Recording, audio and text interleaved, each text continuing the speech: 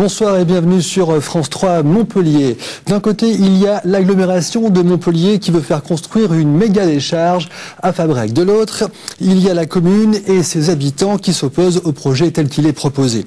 Et voilà qui va envenimer le conflit. Hier soir, le conseil d'agglo a adopté une délibération qui demande au préfet de classer le centre de stockage de déchets comme un projet d'intérêt général. Thierry Will et Juliette Murch.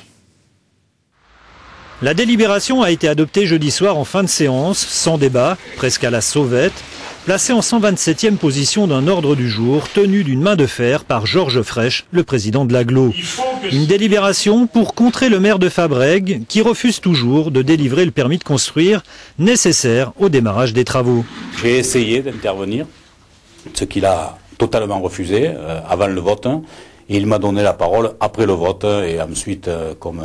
je disais certainement des choses qui lui déplaisaient, eh bien il a coupé le micro, comme ça on ne pouvait plus m'entendre.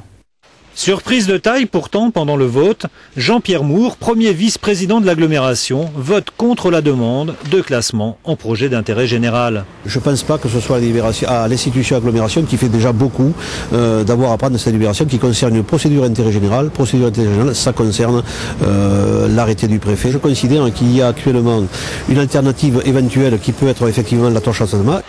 Position sincère aux manœuvres politiques dans la perspective des élections cantonales, l'avenir le dira.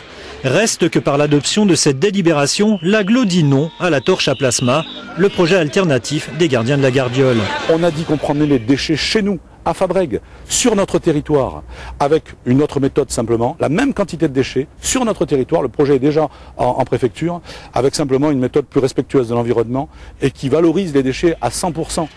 Des gardiens qui entendent bien engager toutes les procédures juridiques permises par le droit pour empêcher la décharge.